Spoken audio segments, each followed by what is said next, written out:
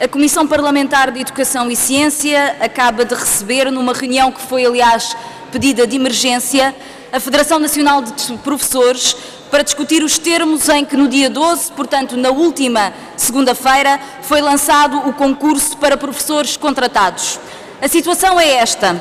As classificações atribuídas pelo modelo de avaliação de Maria de Lourdes Rodrigues vão agora contar para a colocação de milhares de professores contratados. Depois do Governo ter reconhecido que esse modelo não era confiável, depois de conduzir negociações para formular um outro modelo e depois de se tornar público que diferentes escolas tiveram diferentes procedimentos, escolas houve que decidiram não atribuir a classificação de excelente, outras pelo contrário, escolas ainda onde há professores com classificações de 8,5 que couberam na cota do muito bom e outros com 8,5 que não couberam na mesma cota. Bom, este mesmo imbróglio vai agora servir para a colocação dos professores contratados. E, portanto, aquilo que o Ministério da Educação vem dizer no meio de toda esta confusão jurídica é que é para levar a sério e que vai contar para os professores contratados nas nossas escolas públicas no próximo ano. Não resta, portanto, ao Governo um pingo de seriedade nesta matéria. Tornou-se, aliás, regra. É sempre sobre os mais vulneráveis dos trabalhadores dos serviços públicos, neste caso e na escola pública, os professores contratados, que o Governo e o PS faz cair o preço da sua teimosia e do seu desrespeito.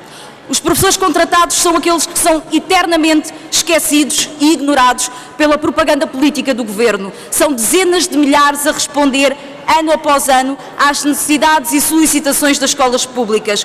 Muitos deles há 18, 17, 14 anos seguidos, com 18, 17, 14 contratos de trabalho seguidos e sempre precários, sempre de mala às costas, sempre sem poder ter uma carreira em que progridam como o colega que dá aulas na sala ao lado. E hoje, logo hoje, serão votadas as iniciativas legislativas apresentadas no âmbito de uma petição apresentada a esta Assembleia por professores contratados. O PS, mais uma vez generoso, agitou o horizonte e fingiu que era uma resposta. Mas não haverá este ano qualquer entrada na carreira de professor por parte dos contratados. Depois de milhares de aposentações nos últimos anos, a regra seguida na educação é que entra um professor por cada 36 que saem para a aposentação. É, portanto, um Ministério que tem dado grandes alegrias e um grande orgulho ao Sr. Primeiro-Ministro. Temos magalhões de negócios vistosos e 38 mil professores precários no sistema educativo público. Pois agora, no saldo de uma política desastrosa em matéria de gestão e dignificação do pessoal docente do anterior mandato, os contratados serão, mais uma vez, as primeiras vítimas dos resultados deste famigerado modelo de avaliação. O que está em causa, senhores deputados, não nos enganemos, é a consagração de uma injustiça. Resultados que não são fiáveis desta avaliação de desempenho vão contar para o emprego. O sistema educativo, aliás, é o exemplo de toda uma orientação política. A precariedade tornou-se a regra e não a exceção no mercado de trabalho. A geração mais qualificada que Portugal conheceu raramente encontra outro trabalho que não seja precário ou que não seja num call center. A geração que sai agora das faculdades é a primeira, desde o início do século passado, que viverá em piores condições do que a dos seus pais. É esta frustração das expectativas e o desrespeito por uma das regras mais elementares do nosso contrato social, juntamente com os níveis recordes de desemprego que o Governo do Partido Socialista vai acumulando, que origina aberrações como as que o Observatório da Imigração nos reporta e que nos dizem que 1 em cada 5 portugueses licenciados imigra à procura de melhores condições, uma taxa que coloca a fuga de cérebros do nosso país acima daquelas que são registadas em países como Senegal, Togo, Camarões, Zâmbia ou Camboja.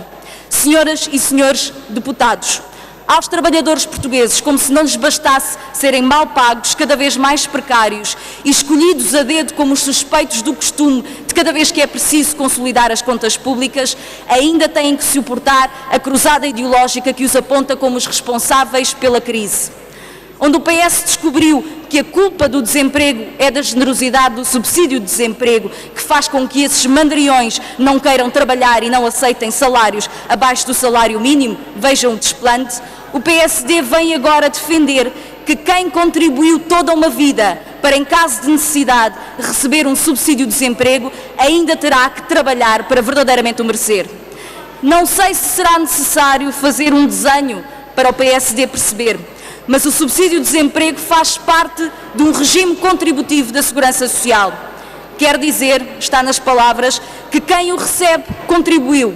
O dinheiro não é do Estado, nem do Governo, nem das juntas de freguesia de que fala Passos Coelho. É dos trabalhadores. Foram eles que o pagaram para depois o poder receber em caso de necessidade. O nome pode ser bonito, mas o que este tributo social defende é como se, no caso das seguradoras, quando existe um acidente com um dos seus clientes, se virassem para o mesmo e lhe dissessem que agora, para receber o seguro, ainda vai ter que trabalhar umas horinhas para esta mesma seguradora. Compreende-se que o PSD esteja preocupado com o crescimento do CDS e queira ocupar o seu espaço ideológico, como aliás reconheceu o eurodeputado Nuno Melo. Mas tenho uma má notícia para os senhores deputados do PSD, é que o PS, através das intervenções do Ministro das Finanças e da Sra. Ministra do Trabalho, aqui mesmo nesta Assembleia, já está a ocupar este espaço e prepara-se para apresentar a legislação que legitima o trabalho abaixo do salário mínimo, provando que a vergonha há muito que ficou em casa e que o Governo diz que vai fazer para dinamizar o mercado de trabalho e incentivar estes mandariões a trabalhar, se vai tornar uma realidade. Aquilo que está a ser feito nesta nova cruzada ideológica é nada mais, nada menos do que criar uma guerra entre os pobres e os remediados. Essa guerra entre pobres e remediados condena totalmente a ideia de democracia que vamos celebrar dentro de uma semana, em abril. Muito obrigada.